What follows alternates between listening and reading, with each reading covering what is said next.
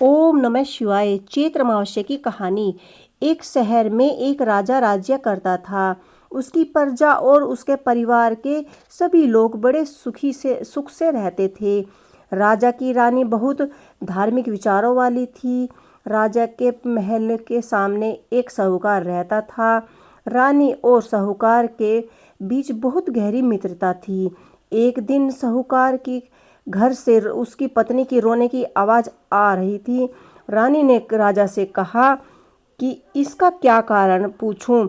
राजा बोले कि सेठ का पुत्र मर गया है, इसी कारण वह सब दुखी होकर रो रहे हैं। तब रानी ने पूछा कि महाराज दुख क्या होता है। तब राजा बोले कि जब तुम्हारा पुत्र या तुम्हारा बेटा मर जाएगा तुम्हें पता चल जाएगा। फिर रानी ने अपने पुत्र को महल से नीचे गिरा दिया, लेकिन भगवान की कृपा से वह बच गया। रानी ने फिर राजा से पूछा कि दुख क्या होता है। तब राजा बोले कि पड़ोसी राज्य में युद्ध हो रहा है, मैं अकेला ही जाऊंगा। जब तुम मेरे मरने का समाचार सुनोगी तब तुम्हें पता चलेगा कि दुख क्या होता है। लेकिन राजा वहां से युद्ध जीतकर वापस आ गए।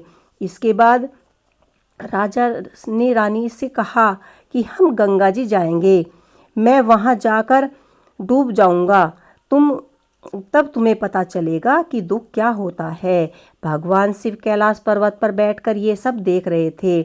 भगवान शिव बोले कि आज मैं तुम्हें सुखी आत्मा का दर्शन कराऊंगा। तब उन दोनों ने बकरे और बकरी का रूप बना लिया और गंगा के पास जाकर घास चरने लगे। तभी वहाँ राजा और रानी आए और बोले कि हे महाराज, मुझे बहुत प्यास लगी है, आप मेरे लिए जल लेकर आए, तब मैं यहीं ठहरती हूँ। जब राजा जल लेने के लिए गए तब रानी ने बकरी और बकरे को देखा। वो दोनों आपस में बातें कर रहे थे कि रानी अमावस्या का व्रत करती है। व्रत के प्रभाव से रानी को इस जन्म में कोई दुख नहीं मिला। यही वह सुख आत्मा है जिसको मैं आपको दिखाने के लिए लेकर आया हूँ। रानी ने शिव जी को की सारी बातें सुन ली और रानी को सब कुछ समझ में आ गया।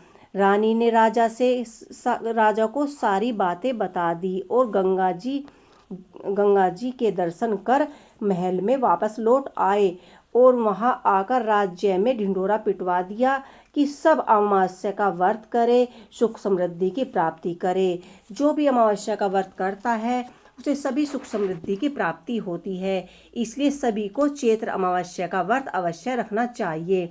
इस वीडियो में इतना ही। अगर आपको मेरी वीडियो अच्छी लगी हो तो प्लीज़ मेरी वीडियो को लाइक करें, शेयर करें, कमेंट करें और मेरे चैनल को सब्सक्राइब करना ना भूलें। जय माता की।